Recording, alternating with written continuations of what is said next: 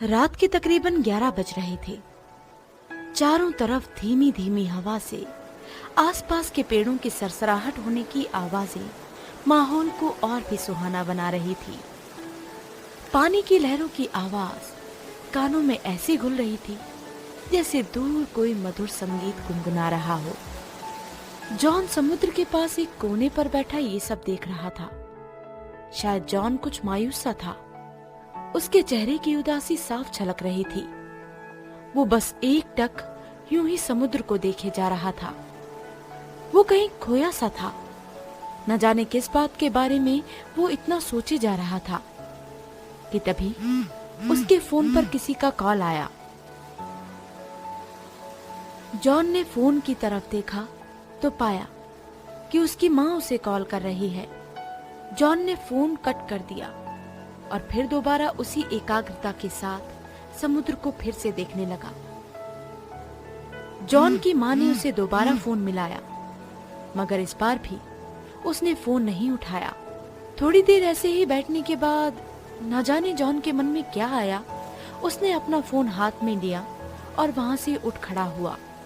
उसने समुद्र की ओर देखा और घर की तरफ मुड़ गया। जॉन ने जब अपने फोन पर समय देखा तो रात के 1 बज चुके थे। जॉन को अब पता चल गया था कि वो घर के लिए काफी लेट हो चुका है, जिसके बाद उसने अपनी माँ को फोन लगाया। जॉन, आज क्रिसमस ईव है और तू दोबारा समुद्र के पास पहुंच गया। बेटा, कितनी बार बोला है कि वहां नहीं जाना। वहां रात के समय बहुत डेंजर होता है। माँ, मुझे यहाँ अच्छा लगता है। पापा का ये फेवरेट स्पॉट था। उस पुरानी घटना की वजह से बेटा, वहां रात के समय कोई नहीं जाता। मैं ठीक हूँ माँ। जॉन ने ये कहकर फोन रख दिया। उस सुनसान रास्ते पर जॉन यूं ही चला जा रहा था। क्रिसमस ईव होने के बाद भी इस जगह एक गहरा सन्नाटा पसरा हुआ था कि तभी जॉन को पीछे से किसी के पुकारने की आवाज आई। जॉन, किसने मुझे बुलाया? आवाज सुनते ही जॉन ने अपने पीछे मुड़कर देखा, मगर उसे दूर दूर तक कोई दिखाई नहीं दिया। अपना वहम समझकर वो फिर से आगे की ओर बढ़ा, लेकिन फिर किसी ने उसका नाम लिया। जॉन बेटा। ये सुनते ही जॉन ने तुरंत पीछे मुड़कर देखा। पापा? पापा, क्या ये आप हो? ये जॉन के पिता की आवाज थी, मगर वो उसे कैसे बुला सकते थे जब वो इस दुनिया में थे ही नहीं। अपने पिता की आवाज सुनकर जॉन बौखला सा गया।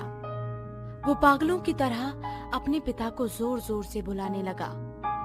वो बस किसी तरह अपने पिता को देखना चाहता था, मगर लाख कोशिशों के बाद भी जॉन को दोबारा फिर से कोई आवाज सुनाई नहीं दी। जिसके बाद उसने अपनी माँ को कॉल लगाया। हेलो माँ, मैंने अभी पापा की आवाज सुनी। क्या? ऐसा नहीं हो सकता। तुझे तुझे जरूर कोई वहम हुआ है। तू बस जल्दी से घर आ जा। जॉन की माँ उसे कुछ और समझा पाती, उससे पहले ही जॉन ने फोन काट दिया और समुद्र की तरफ तेजी से भागने लगा। वो फिर जोर जोर से अपने पिता को बुलाने लगा। पापा, मुझे पता है कि आप यहीं हैं। मेरे सामने आइए पापा। जॉन चुप होने का नाम ही नहीं ले रहा था कि तभी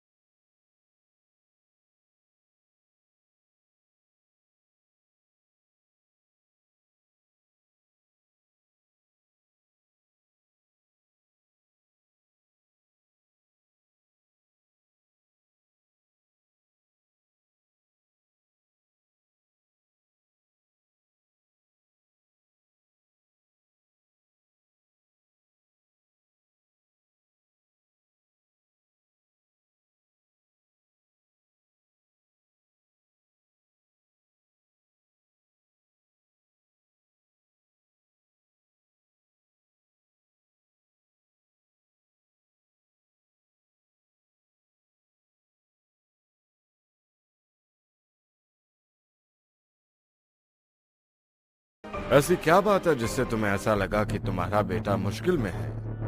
फादर की बात सुनकर मैरी समझ गई कि अपने बेटे की मदद के लिए उसे फादर को सब कुछ सच सच बताना पड़ेगा। जिसके बाद मैरी ने फादर को सारी बात बताना शुरू किया। 20 साल पहले हमारे शहर में अचानक ही एक सीरियल किलर का खौफ पैदा होने लगा। रोज रात इसी समुद्र के किनारे किसी न किसी की लाश मिला करती थी। पीटर जॉन को लेकर रोज यहाँ आता था, मगर मैंने उसे कई बार मना किया था कि ऐसे माहौल में बच्चे को यहाँ लाना अच्छा नहीं है, मगर वो मानता ही नहीं था।